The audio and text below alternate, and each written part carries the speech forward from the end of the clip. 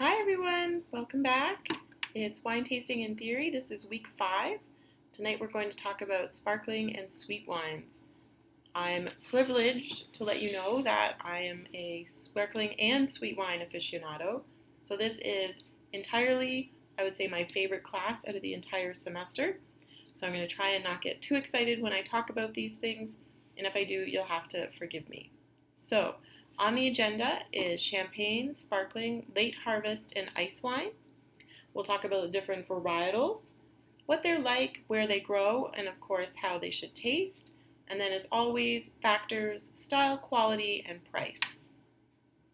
So in terms of a quick review, I've started writing your final exam, and some of the things that I think you should be carrying with you when you leave this class, among them are wine pairings. So how to pair wine. I think knowing how to talk to your guests about wine, and when I say that, I mean asking the right questions. So as part of some of the questions on your final, you might be given a question similar to this.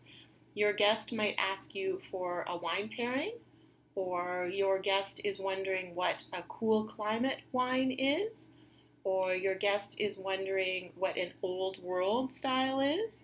So those would be opportunities for you to answer these questions in your own words. So if I were you, I would look forward to seeing those coming up on your final. However, moving right along, so sparkling wine. So sparkling wine is just wine with bubbles. That's all it is. It can be made in lots of different ways. Typically here in North America, we're most likely to serve sparkling wine before the meal. It's also very nice with an appetizer. Or if you're never really sure what you want to drink and you want to drink something light, you would always order a glass of sparkling wine. Particularly Prosecco is very, very common, and it's also very inexpensive. So for someone like myself who doesn't like to drink too much, a Prosecco is a great way to have a glass of wine. So let's think back quickly to the fermentation equation. So I know that both Doris and I have asked you to remember this equation many, many times, and I can promise you we'll ask you to do that again. So we need sugar, yeast, and air, and liquid to turn into CO2 and carbon dioxide. So looking at this slide, you're going to see that sparkling wine is wine that has carbon dioxide trapped in it. So what that means is we do a fermentation, and then it's either fermented closed to begin with or fermented closed throughout the entire way, because what we end up doing is trapping the CO2 in the wine. And there's a number of different ways that we can do this. The traditional method is also known as the classic method, which is also known as the champagne method. And this is the most time-honored as well as the most expensive way to make sparkling wine. Tank method is next. There is some expectation of quality with this as well, and definitely, however, less expensive though than traditional classic or champagne. Following that, there's CO2 injected, and then in some traditional winemaking techniques, you would do something called a stop fermentation, and it's actually funny that that is one of the wines that's starting to come back into style. So similarly to the wines we talked about, Riesling and Rioja, Pet Nature, as they're called wines, or wines that have a tiny bit of bubbles because they've been chilled during the fermentation process. Those are becoming increasingly popular yet again. So with the traditional method, the carbon dioxide is created in the bottle via a secondary fermentation. As noted, very labor intensive and very expensive. So here would be a list of the different ways we make traditional method sparklings. So harvesting grapes are always going to be low in sugar and high in acidity. So if you're thinking that champagne grapes would come from cool climates, absolutely right. They come from cool climates, and particularly even in cooler seasons, as long as they have a lot of sunshine, those would end up being really, really, really great for champagne production. So these are pressed right away. We don't want them to oxidize. We want to keep them fresh. The juice is fermented. So what we've done now is we've made a base wine. We've made a base wine that is still very, very high in acid and low in sugar, not necessarily something you or I would really want to drink. But then what we do is we'll add sugar again. So we'll start a secondary fermentation process. And if it's in the champagne method, it happens in the bottle. And if it's in the tank method, it would happen in a tank. So what we have now is we have a bottle that's filled with sugar on top of wine. So we've started a whole new fermentation process. What we do have in that bottle still, though, is the byproducts of the fermentation process. There's going to be some particulate matter and some yeast floating around. So the trick is, how do we get the yeast and all that kind of gunky stuff out of the bottle without losing the bubbles? So you're going to see in the upcoming slide a time-honored technique of making that happen.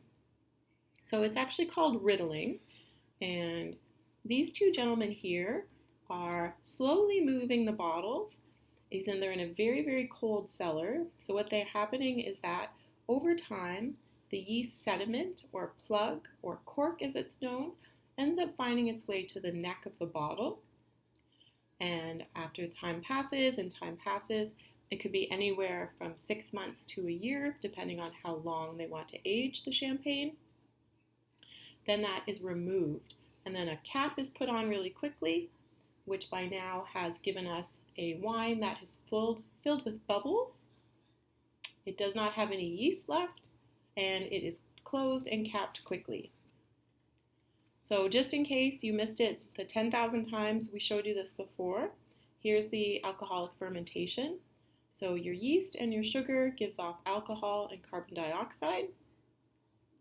So what we've done here again, we've trapped the carbon dioxide inside the bottle, and that's what makes a champagne a champagne. So that is your traditional champagne method, classic method. It's all the same, different terms for the same thing. And then following this, we'll talk about the tank method. The tank method is similar in a lot of ways, and it can produce high quality wines, but they'll never be considered as special as champagne. So similar to champagne, we harvest the grapes low in sugar, high in acid. We press them, but instead we create the CO2 inside the tank. So whereas in champagne, you create the CO2 inside the bottle, in the tank method, you create the CO2 in the tank. So then it is lidded and allowed to ferment with the lid on, and then bottled and sold. So the main difference here is that there's no secondary bottle fermentation. There's no human or machine intervention in turning the bottles around. There's no process of dégorgement, as it's known. And the maturation would be almost impossible to have in a stainless steel tank because it is an inert vessel. So we always sell tank method sparklings, fresh and young. So here is a look at 4 different methods of making sparkling wines. So the carbonation method is just about as similar as you can think to ginger ale or 7-Up. You infuse or carbonate the liquid using a carbonator, and you put the cork on. Classic method we discussed. Transfer method is very, very similar, except the difference is that it's done in a tank and then put into a bottle. And then the tank method, like we said, we cut out a lot of the processes that you'd find in transfer, like the riddling and the dégorgement. And with the tank method again, you put the second fermentation inside the tank, cool it down, stabilize it, put it into bottles, and then sell it. So in terms of price, carbonation is the cheapest. Tank is also very inexpensive. Transfer, starting to get more expensive. And then the classic, aka champagne, aka traditional method, ends up being the most expensive way to make sparkling wine. So here's another slide that kind of shows you the same thing that you saw before. So have a look here. And I would definitely like you to stop this slide right here And please have a look at this video. So if you want to cut and paste this into your navigation bar, it's a great video that explains some of the production methods in terminology that's not mine. And I know for myself, and perhaps some of you do as well, you learn better by watching as opposed to hearing. So definitely take a moment to look over that video.